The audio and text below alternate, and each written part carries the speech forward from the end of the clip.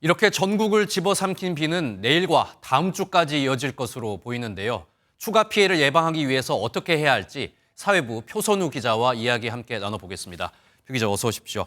일단 저희가 앞서서 한번 정리를 했긴 했지만요. 이 밤사이 비 피해가 상당했는데 다시 한번 정리를 좀 해주시죠. 네, 보신 것처럼 밤사이 비 피해 굉장히 속출하고 있었습니다. 예. 어제 오후 2시쯤 서울 쌍문동에서는 가로수가 쓰러져 주택 약 2,000세대가 정전됐고 엘리베이터에 주민들이 갇히는 사고도 있었습니다.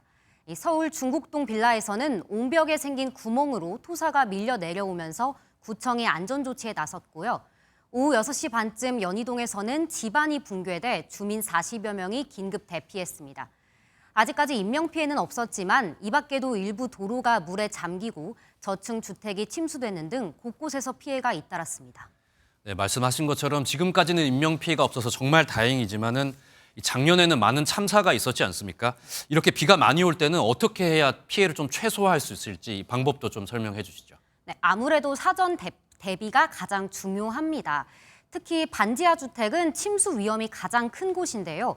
비에 대비해선 입구에 차수판이나 모래주머니를 쌓아두는 게 좋습니다. 배수구에 버려진 담배꽁초 등 쓰레기는 배수구를 막히게 할 수도 있어서 청소도 미리 해두어야 합니다.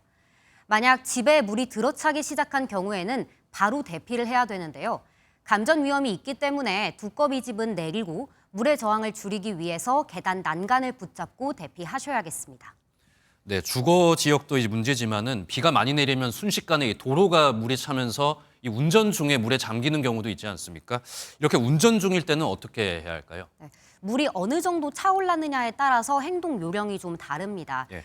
우선 범퍼 높이까지 물이 차올랐을 땐 저단 기어로 변환하고 시동을 끄지 않고 저속으로 천천히 이동을 하는 게 중요합니다. 만약 물이 바퀴 높이까지 차오른 경우에는 즉시 대피해야 하는데요. 비상용 망치가 있다면 창문을 깨고 나가야 하고 이마저도 놓쳤다면 자동차 안팎의 물 높이가 30cm 가량으로 좁혀지기를 기다렸다가 문을 열어 탈출해야겠습니다.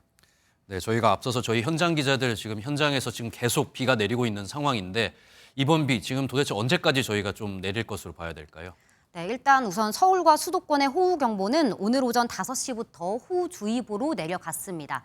하지만 충청과 호남 지방은 호우경보가 더 확대돼서 시간당 50mm의 비가 내리고 있고 내일까지 최고 300mm 이상의 폭우가 쏟아질 것으로 보입니다. 수도권도 내일까지 최대 250mm의 폭우가 쏟아질 전망인데요. 정체전선은 중부와 남부지방을 계속 오르내리면서 다음 주까지 장마는 지속될 것으로 보입니다. 네, 폭우와 관련된 말씀 잘 들었습니다. 사회부 표선우 기자였습니다.